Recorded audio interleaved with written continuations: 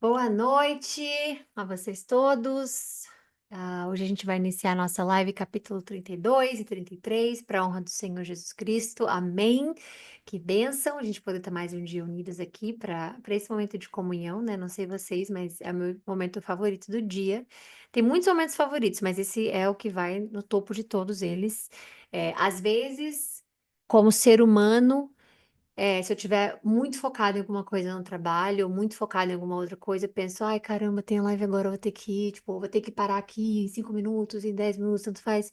Mas é sempre impressionante que quando eu abro a, a live, quando eu mando o link, eu clico e eu saio da live e eu sempre falo, meu Deus, obrigada por não ter me deixado desistir, obrigada porque eu fiz, obrigada porque, né? Então, é uma coisa que é uma bênção quando a gente vê que o Espírito Santo, tudo aquilo que tá. Eu vi a sua reação, Lécia, amei, obrigada, mãozinha.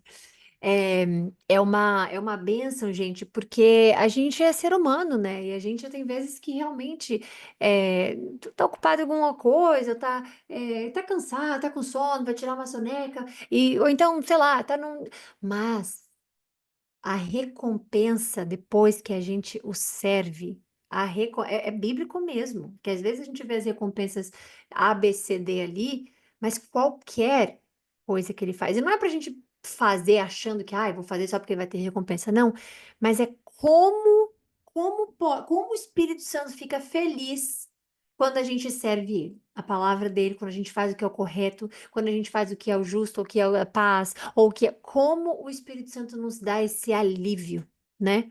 Então, era só para compartilhar com vocês mesmo, porque hoje é quinta, quarta, peraí, hoje é quarta, né? Então, hoje é quarta-feira, e às vezes a gente fica, ai, caramba, nossa, tá sendo uma semana estressante, ou tá sendo uma semana não produtiva, tá sendo uma semana meio, sei lá, tediosa, mas é um momento em que a gente para ler a palavra de Deus e a gente sai reabastecido, assim, eu não sei com vocês, mas toda vez que eu termino a live, independente do que eu estivesse fazendo antes, eu falo, obrigada, Jesus, por ter completado mais uma.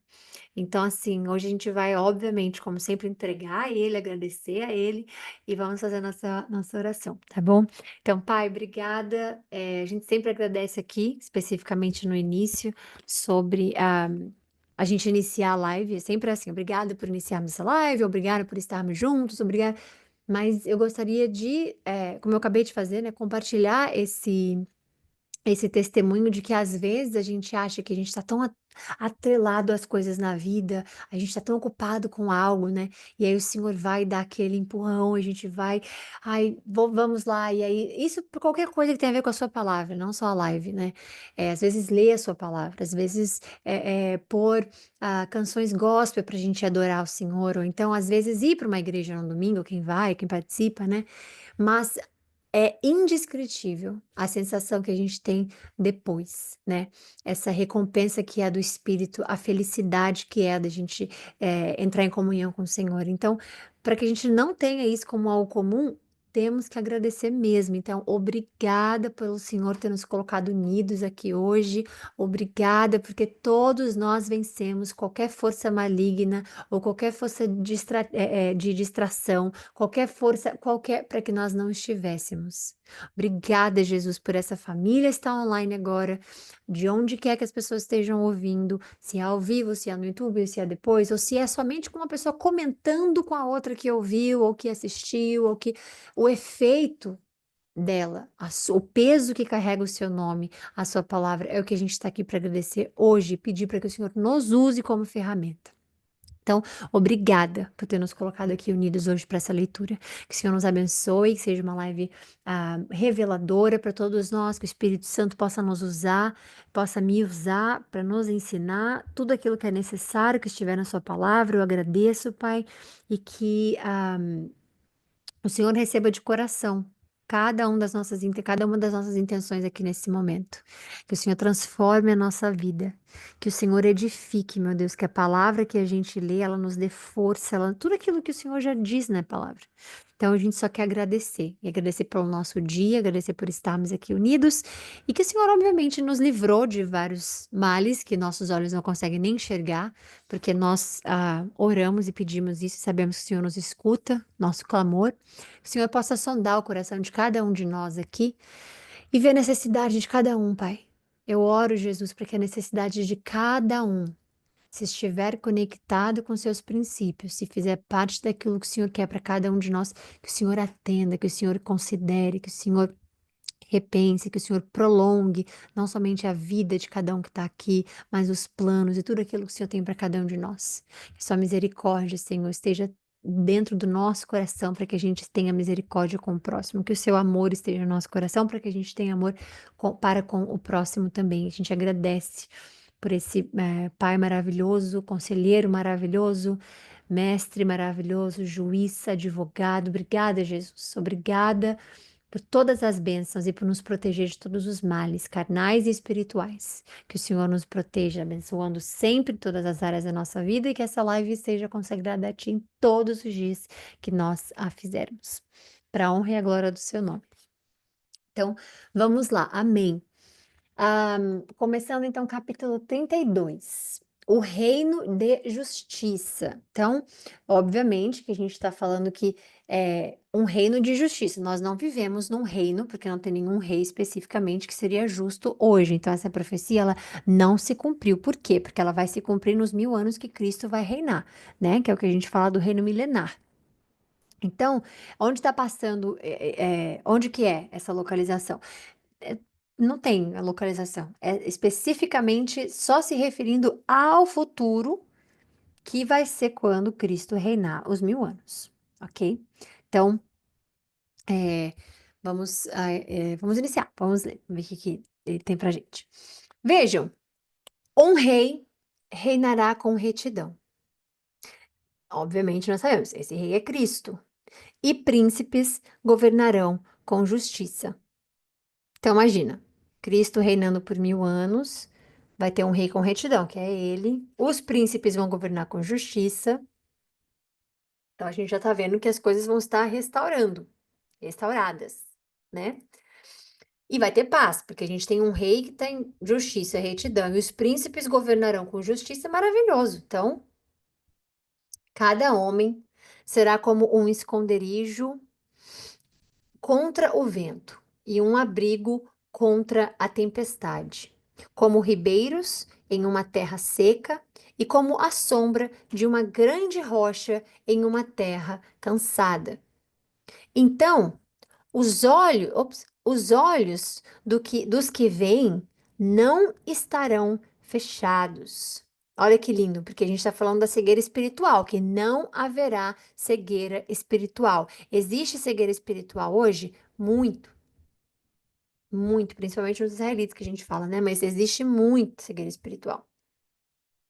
E os ouvidos dos que ouvem escutarão. E a língua, ops, peraí, a mente do precipitado saberá julgar, e a língua gaguejante falará com facilidade e clareza. Então, o que que a gente entende? Que a cegueira espiritual de Israel, especificamente, porque a gente, né, é, leva esse capítulo, essa parte para eles, ah, vai ser retirada, vai ser removida completamente. E quando você vê que a mente do precipitado saberá julgar, a língua saberá falar, e os olhos verão os que estavam fechados, o que que significa? Que eles vão ver Jesus como o próprio Messias. Então, de fato, eles vão agora ver Jesus como o Messias. Por isso que não aconteceu essa profecia ainda. O tolo já não será chamado nobre, porque hoje em dia é isso que está acontecendo. As pessoas tolas são as que são mais bajuladas e respeitadas e regras quebradas por elas, né? Então, o tolo já não vai mais ser chamado de nobre, não. Não vai ter essa inversão, né? E o homem vil não será tido em alta estima. Pois o insensato fala com insensatez e só pensa no mal.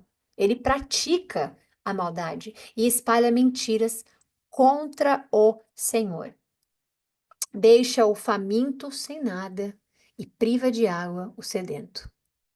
As artimanhas do homem vil são perversas. Ele inventa planos maldosos para destruir com mentiras o pobre, mesmo quando a súplica deste é justa.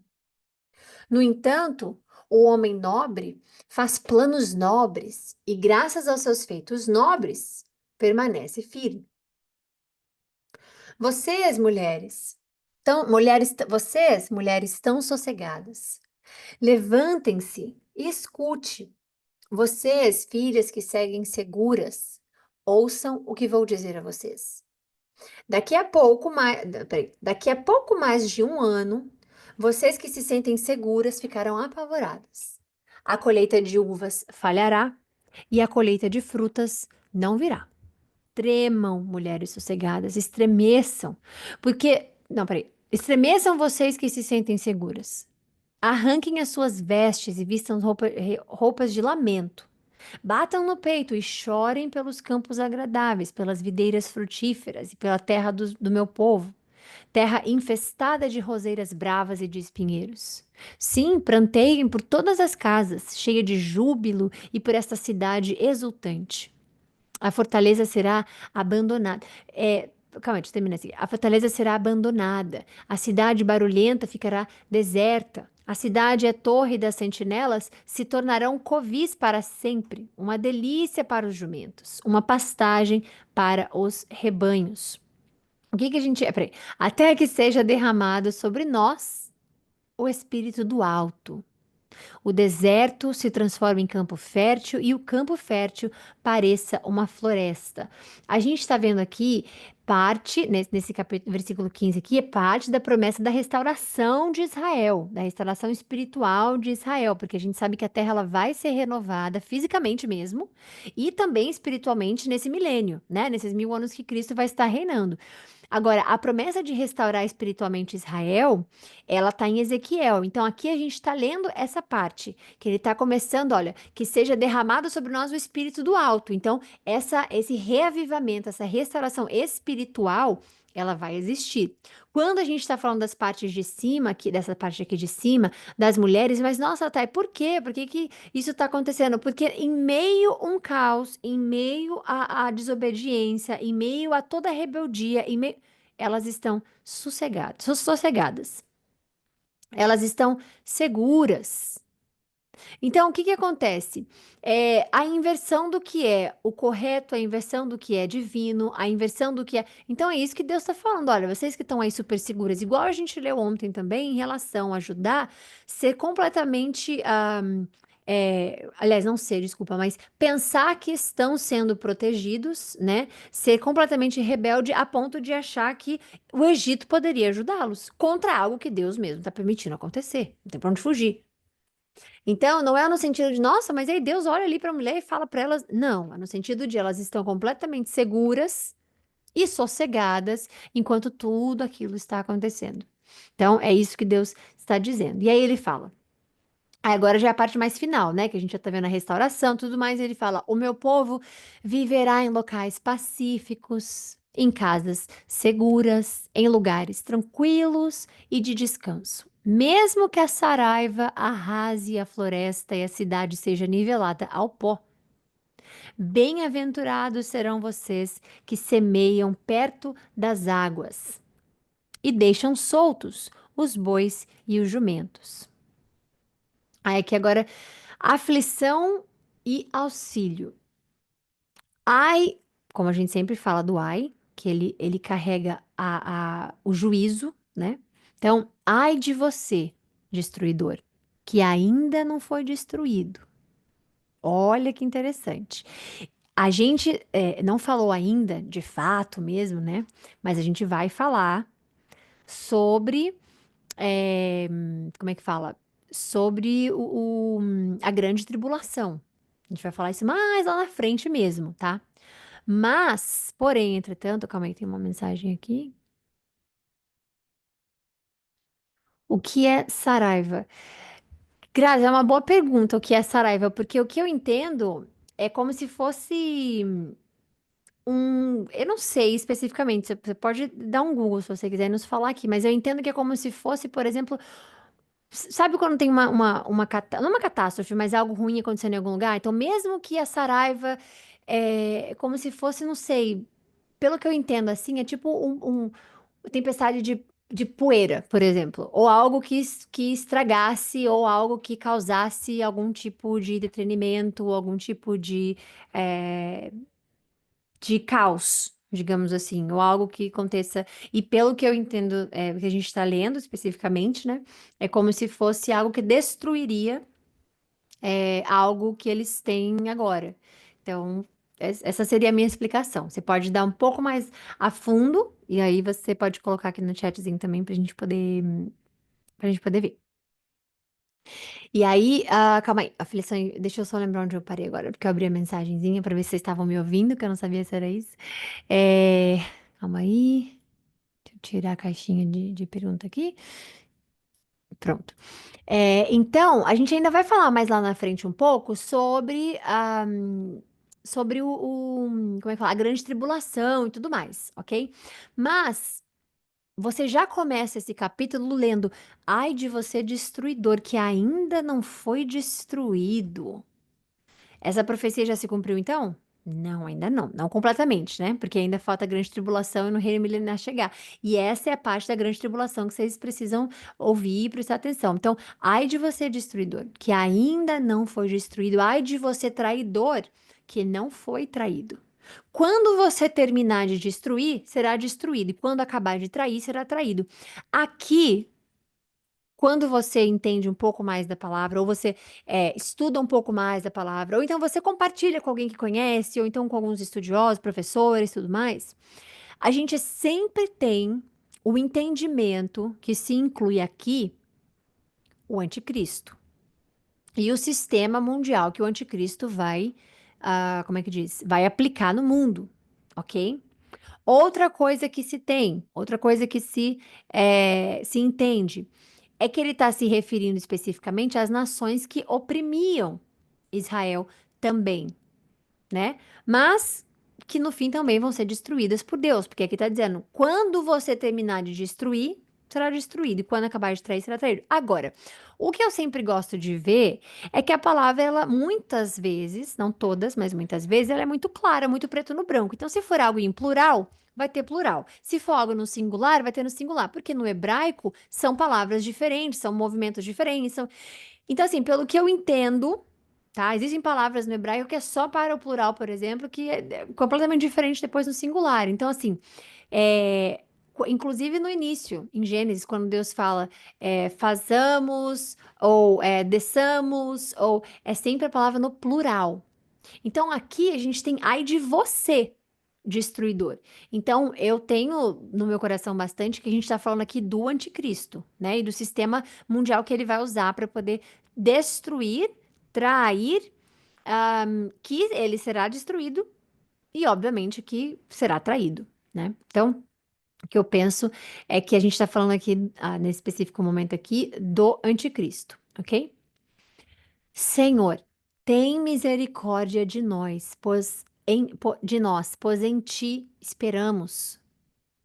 Isso aqui, ó, é o final. Então, assim, é muito forte a gente ver e sentir, esperamos. Esperamos mesmo, esperamos Cristo voltar, esperamos a ressurreição inteira, esperamos a restauração do mundo, esperamos, e a gente tem que esperar em Cristo mesmo. Então, às vezes, a gente entende que o esperar, né, em algumas religiões, denominações, ou cultos, ou reuniões espirituais, as pessoas falam esperar, esperar, esperar, esperar. Nem sempre a palavra está falando de esperar em relação à sua vida somente. Ah, esperar a resposta para isso. Uau, sim, porque a gente tem que, né, Deus tem o tempo dele para falar com cada um de nós, mas muitas das coisas é esperar para esse final, é esperar para que tudo volte a ser como era antes de Adão e Eva. No momento em que eles pecaram, né? Antes. Então, antes daquele momento, é o que nós vamos viver no futuro com Cristo. E que maravilha, com Deus e tudo mais. Então, esperamos. Então, eles estão dizendo aqui, Senhor, tem misericórdia de nós. Em ti esperamos. pois em ti esperamos. Se a tua nós, se tu, desculpa, a nossa força a cada manhã, a nossa salvação na hora do perigo.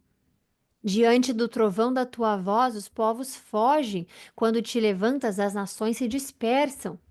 Como gafanhotos novos, os homens saquearão vocês, ó nações. Tomarão posse do despojo como uma nuvem de gafanhotos. O Senhor é exaltado, pois habita no alto. Ele encherá Sião de retidão e justiça. Ele será o firme fundamento nos tempos a que você pertence. Uma grande riqueza de salvação, sabedoria e conhecimento. Quando ele está falando, a gente está falando do quê? De que quando Cristo reinar, Jerusalém vai ser restaurada. A justiça, a retidão, paz é a base do reino de Cristo. Então, quando Cristo voltar, esse reino milenar que ele vai fazer, a retidão, a paz serão, e a justiça, como está falando aqui, né? É, sabedoria, ó, a salvação, a sabedoria, o conhecimento serão a base do reino dele. O temor do Senhor será o seu tesouro, ou é um tesouro da parte dele, que vem dele. É igual falar da sabedoria. Ah, eu adquiri sabedoria sozinho. Impossível. Porque olha como é que a gente lê aqui só do tesouro, do seu tesouro, não. O Senhor da parte dele. A sabedoria vem da parte dele. Vejam como os seus heróis gritam nas ruas. Os embaixadores ou mensageiros da paz choram amargamente. As estradas estão abandonadas, ninguém viaja por elas. Rompeu-se o acordo. As suas testemunhas são desprezadas. Não se respeita ninguém. A terra pranteia e fraqueja. O Líbano murcha envergonhado. Sarom é como Arabá ou estepe. Bazã e o Carmelo foram sacudidos. Agora me levantarei, diz o Senhor. Agora eu me erguerei. Agora serei exaltado. Vocês concebem palha e dão à luz restolho. O seu sopro é um fogo que os consome. Os povos serão queimados como se faz com a cal. Como espinheiros cortados serão postos no fogo. Vocês que estão longe, atentem para o que fiz. Vocês que estão perto, reconheçam o meu poder. Aqui é muito bom, porque ele tá falando assim, ó, aquele que não acredita em mim, né? Mas que você tá longe de mim, digamos assim, veja o que eu faço. Veja o que eu fiz. Agora, você que tá perto, reconheça. É como assim, se você me conhece, reconheça o que eu fiz. Se você não me conhece, só se atente para o que eu fiz. Em Sião, os pecadores. Então, aqui também serve para aquelas pessoas que falam assim: eu não acredito em Deus. Né? Já teve alguns rede social quando eu andava mais assim por elas para responder pessoas ou ser mais participativo, né, na comunidade cristã e tudo mais, que eu via pessoas dizendo Deus não existe. Ela só ia lá para dizer isso, assim, ela só botava no comentário Deus não existe.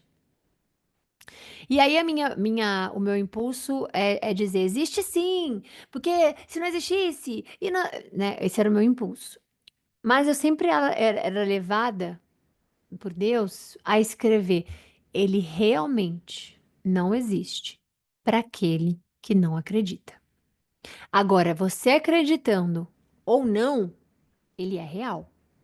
Eu sempre falava isso. Porque para aquela pessoa específica, ele pode não existir. Ele vai existir mesmo que essa pessoa específica não creia. E ele existe para aqueles que creem. Então, e aí, nossa, diversas pessoas acabavam falando, nossa, ou isso ou aquilo, ou outras, não, né? Mas eu sempre criei que Deus podia ter usado uma frase como aquela para aquele que não quer, realmente ele não existe. Porque daí a pessoa, o ser humano ele tem uma condição muito tendenciosa ao poder. Muitas pessoas, por exemplo, acham que o dinheiro é o que as pessoas são viciadas. E não é. Existem vários estudos na psicologia que mostra que o resultado do que o dinheiro oferece é o que as pessoas são viciadas. Então, muitos acham que é só o dinheiro. Ah, é papel, porque o dinheiro é um papel somente. Agora, o valor daquele papel e como aquele papel te deixa poderoso, independente de ser um poderoso ruim ou bom, é um poderoso. Você tem o poder de sair quando quiser, você tem o poder de viajar quando quiser, você tem o poder de pagar todas as contas se você quiser. Então, é o poder específico que. Porque, por exemplo, existem cargos, né, que não ganham muito dinheiro, mas têm poder. Então, a pessoa é influente. Existem pessoas que não têm muito dinheiro, mas que elas têm poder de alguma coisa. Então, e isso você vê em bastante lugares, né? Às vezes você sai e você fala. Tem até um negócio que eu já ouvi falar bastante, que eu já falei bastante também, que é a síndrome do pequeno poder, né? Ou do poder pequeno. Não, do pequeno poder. Então, o que acontece? O poder ele vicia e o dinheiro potencializa aquilo que a pessoa é e como ela lida com aquele poder. Então, quanto mais dinheiro, mais poder, né? Ou quando a pessoa não tem tanto dinheiro, mas ela tem influência, né? Quanto mais ela ficar relevante, mais importante ela se sente, mais poderosa ela se sente. E o que que a rede social fez hoje? Deu poder para as pessoas. Então, muitas pessoas vão lá e colocam uma foto fake, um nome fake, e se sentem poderosas de poderem absolutamente fazer o que elas quiserem. Então, quando a gente está vendo aqui, vocês que estão longe, atendendo o que eu fiz, então significa que aquele que tem o poder de dizer, não creio que Deus existe. Você vai lá e diz, você vai lá e pensa, né? Claro que existe, né? Mas o que que você fala? Realmente, para quem não quer que ele exista, ele não vai existir. Não significa que ele não é disponível para quem não acredita. Porque é por isso, inclusive, que nós estamos aqui servindo a Deus, para que não, para aqueles que não creem. Agora, as pessoas têm que querer.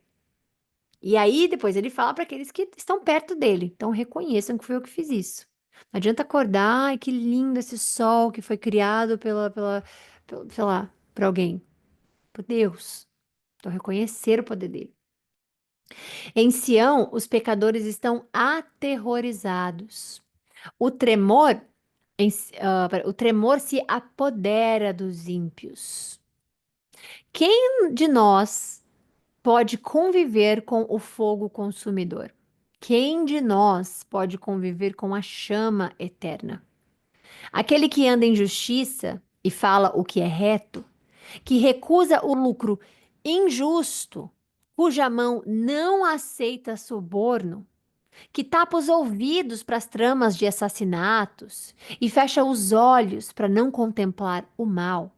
Isso aqui é o que Deus fala: se os seus olhos te fazem pecar, mais fácil arrancar um e entrar no céu do que com dois no inferno.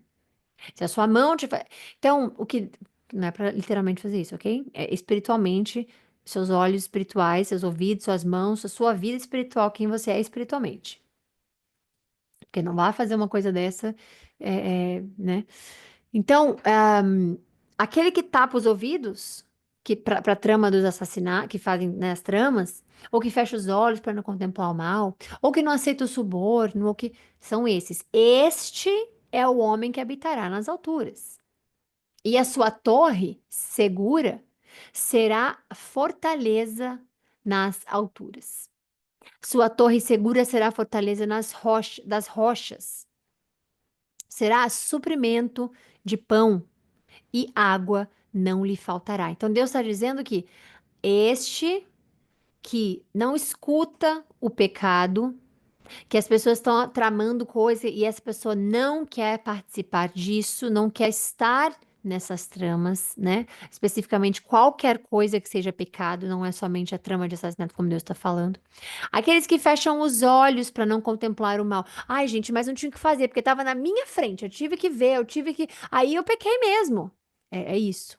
Aquele que, a diferença daquele que fala, não, aquele lugar ali eu tenho certeza que vai ter coisa ruim, mal ali, eu prefiro não ir para que eu nem seja exposto àquilo que eu vou ver, enxergar, ouvir, etc, etc, etc. Este homem com retidão, esse homem que diz, não, é a palavra de Deus acima de qualquer coisa na minha vida, Este homem habitará nas alturas e tudo mais. Então, e o que ele diz aqui é que Deus está garantindo que este homem terá uma vida abundante. Porque ele será seguro. E a abundância não é de dinheiro, não. Olha a vida abundante que é. A força dele, a torre dele segura, é a fortaleza das rochas. Terá suprimento de pão, não vai passar fome. A água não lhe faltará, não terá sede. Então Deus está dizendo que proverei para aqueles que estão comigo. Os olhos de vocês verão o seu rei no seu esplendor e vislumbrarão. Então, peraí, desculpa, eu esqueci de falar uma coisa. Essa parte que a gente acabou de ler, ela fala sobre o quê? Que durante a tribulação, tá? Só pra vocês não serem confusos. Tipo assim, ah, tá, mas como assim? Cadê a parte aqui? Viverá, esse homem viverá no céu. Este homem está nas alturas. Então, pera, então a gente vai estar aqui na terra?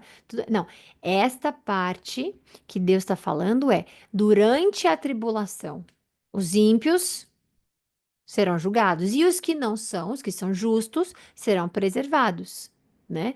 Porque Jesus fala em Mateus, ele fala sobre a tribulação que será abreviada por causa dos escolhidos. Então, prestem atenção nessa parte. Todos aqueles que forem salvos, obviamente, né? Todos eles terão não somente habitação, mas terão segurança, terão suprimento de pão e água não lhe faltará, ou seja, Deus proverá para eles, ok? Ah, peraí. Os olhos de vocês verão o reino do seu esplendor e vislumbrarão a terra em toda a sua extensão. Nos seus pensamentos você se lembrará dos terrores passados. Onde está o oficial maior? Onde está o que recebia tributos? Onde está o encarregado das torres? Você não tornará a ver aquele povo arrogante, aquele povo de fala enigmática ou com a sua língua estranha e incompreensível. Olhe para Sião, a cidade das nossas festas. Os seus olhos verão Jerusalém, morada pacífica, tenda que não será removida, cujas estacas jamais serão arrancadas, nem rompida nenhuma das suas cordas. Ali o Senhor será majestoso para nós. Será como uma região de rios e canais largos. Nenhum navio a remo ou os percorrerá. Nenhuma nau poderosa velejará neles. Pois o Senhor é o nosso juiz, o Senhor é o nosso legislador, o Senhor é o nosso rei, ele nos salvará. As suas cordas se afrouxam, mas o mastro não está firme. E as velas, opa, não estão estendidas. Então, dividir, não, peraí. Então, será dividida grande quantidade de despojos, e até o aleijado levará a sua presa. Nenhum morador de Sião dirá: Estou doente. Os pecados do que ali habitam serão perdoados. Essa é a vida que Deus fez para nós no início de tudo. Não tem pecado, não tem doença, não tem nada. Só coisa boa, só Deus. Amém. E aí a gente continua agora, julgamento contra as nações. Então, deixa eu ver se vai dar tempo. Dá tempo. Vamos lá. Então, esse capítulo aqui, o julgamento contra as nações, a gente está entendendo que são contra as nações, obviamente. Então, a gente está falando desse juízo global que vai acontecer sobre todas as nações que foram contra Deus, que se rebelaram contra Deus. Então, o que que isso aponta pra gente? Só de ver essa parte aqui, julgamento contra as nações, o que que isso aponta pra gente? A grande tribulação, ok? Então é isso. Essa parte desse texto aqui, se a gente está falando de julgamento contra as nações, obviamente que a gente está falando de escatologia, é o final dos tempos e vai se conectar com Apocalipse lá na frente, 19, Apocalipse 20, que já é mais lá na frente, sobre essa destruição inteira dos exércitos do anticristo. Ok? E o juízo final. Então, aqui a gente está falando do julgamento final contra as nações, é isso. Esse vai ser o juízo global que a gente vai ter. Ok? Então, vamos lá. Peraí. Aproximem-se, nações, e escutem. Prestem atenção, ó povos, que ouçam a terra e tudo o que nela há, o mundo e tudo o que dele procede. O Senhor está indignado contra todas as nações. A sua ira está contra todos os seus exércitos das nações, tá? Ele o separará para a destruição. O termo hebraico indica um ato de consagração irrevogável a Deus, geralmente por meio da destruição de um objeto ou de seres vivos. Os entregará à matança. Seus mortos serão lançados, desculpa, fora, e os seus cadáveres exalarão mau cheiro. Os montes se encharcarão do sangue deles. Esta, gente, é Deus convocando mesmo todas as nações para ouvir esse juízo final, que olha, todos vocês escutem o que vai acontecer, né? E a gente vai falar também sobre a batalha do Armagedon, que é mais lá na frente, Apocalipse, tudo isso que vai acontecer, que é bem interessante. Mas essa parte toda desse juízo escatológico tudo que a gente está vendo, ele é diferente do que aconteceu, por exemplo, com Noé, que foi um juízo também. Vocês lembram que foi um juízo e também foi ali. Deus falou: acabou para todo mundo e vamos iniciar tudo do zero e resetar isso aqui só com a família de Noé, pegaram os 8 e tudo mais. Então, essa parte aqui, a gente está vendo que é diferente. Por quê? Porque esse julgamento aqui, ele é um juízo de fogo, né? E da destruição global inteira, mas de fogo. Deus prometeu, para que vocês não falem ou alguém pense, ah, mas Deus falou que nunca mais ia matar todo mundo, mas que Deus falou que com água. Esse aqui é fogo, é o final, acabou e é isso, né? As estrelas dos céus serão todas dissolvidas e os céus se enrolarão como um pergaminho. Todo o exército celeste cairá, como folhas secas da videira e da figueira. Então é como se fosse os céus se dissolvendo completamente, porque isso vai acontecer nesses eventos cósmicos que são mencionados em Apocalipse, que as pessoas falam que a gente já está em Apocalipse, que já está acontecendo. Eventos cósmicos estão na escatologia, como nós estamos vendo aqui agora. Então, a gente vai ver em 2 Pedro, por exemplo, que ele vai estar falando sobre esses eventos cósmicos que vão acontecer. E essa é a parte da destruição que vai acontecer, da estrutura do universo, mas antes da criação, da nova terra, novos céus que Deus vai fazer. É antes, é como se ele estivesse fazendo uma limpeza geral. Deus vai fazer uma limpeza absolutamente geral, ok? Essa é a parte que a gente fala sobre isso. Então, quando a minha espada se embriagar nos céus, saibam que ela descerá para julgar Edom. E aí a gente sabe que Edom, aliás, é descendente de Esaú, ok? Que é irmão de Jacó, que virou Israel. Povo que separei para destruição. Você pode voltar lá em Gênesis, você pode voltar, você vai ver Deus falando sobre Edom. Você pode voltar nos livros que a gente já leu, você pode voltar em alguns capítulos que a gente já leu em relação sobre Edom, inclusive, que Deus disse que separaria o povo para destruição. E isso vai acontecer. Claramente, que também simboliza, né, as nações todas que se rebelaram contra Deus. A espada do Senhor está banhada em sangue, está coberta de gordura, sangue de cordeiros e de bodes, gordura dos rins de carneiros, pois o Senhor exige sacrifício em Bosra e grande matança em Edom. Com eles cairão os bois selvagens, os novilhos, com os touros. A terra deles ficará ensopada de sangue, e o pó se encharcará de gordura. Pois o Senhor terá o seu dia de vingança, um ano de retribuição para defender a causa de Sião.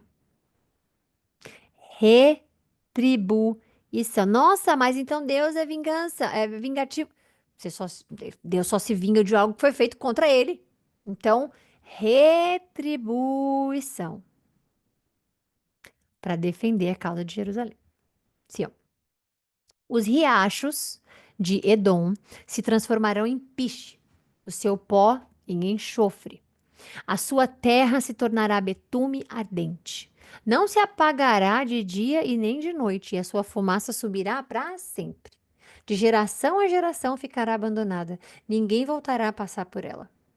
A coruja do deserto e a coruja dos campos a possuirão. O corujão e o corvo farão nela os seus ninhos. Quando a gente viu como é que fala? A parte ali em cima sobre a espada de Deus, cadê? A espada, a gente está falando dele explicar mesmo, bem abertamente, que aqueles que foram contra o seu povo, aqueles que foram contra, que são inimigos de Deus, né? Então, é para isso, tá? É, me perdi aqui, peraí. Com eles cairão os bois selvagens, tá, tá, tá.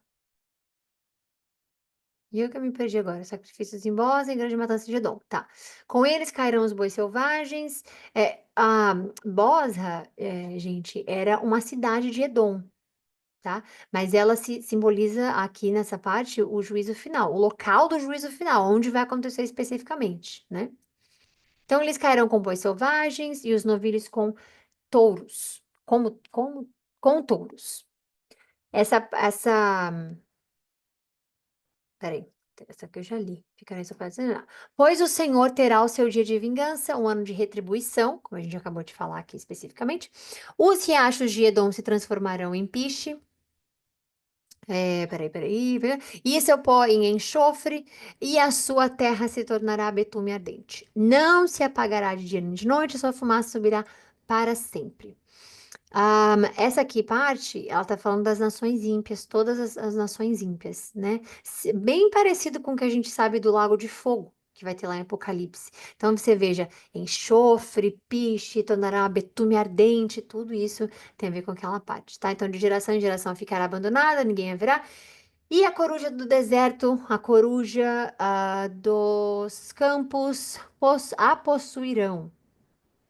Então, o corujão e o corvo farão nela os seus ninhos. Peraí, que tem uma mensagem aqui. Eu sempre abro porque eu não sei se é vocês falando se vocês estão conseguindo me ouvir ou não, então eu abro as mensagens aqui. Saraiva é granizo ou chuva de pedra. Então, ó, especificamente, Saraiva é granizo ou chuva de pedra. Muito obrigada, Grazi. Então, para quem não, para todos nós, eu pelo menos não sabia, Saraiva é granizo ou chuva de pedra. É, vamos lá, calma aí. Corujão, corvo, onde eu parei aqui, né?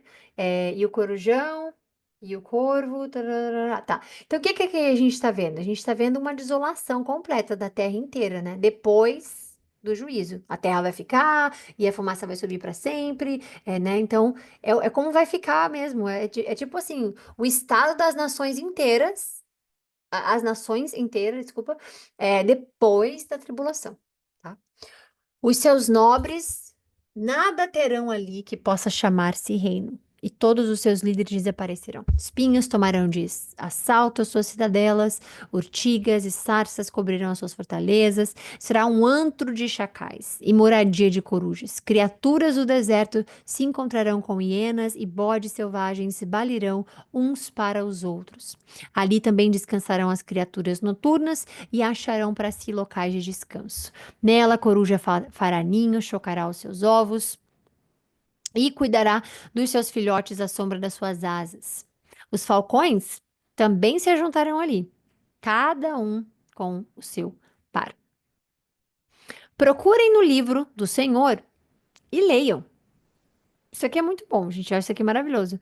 Nenhum desses animais faltará, nenhum estará sem o seu par, pois foi a sua boca que deu a ordem e o seu espírito os ajuntará.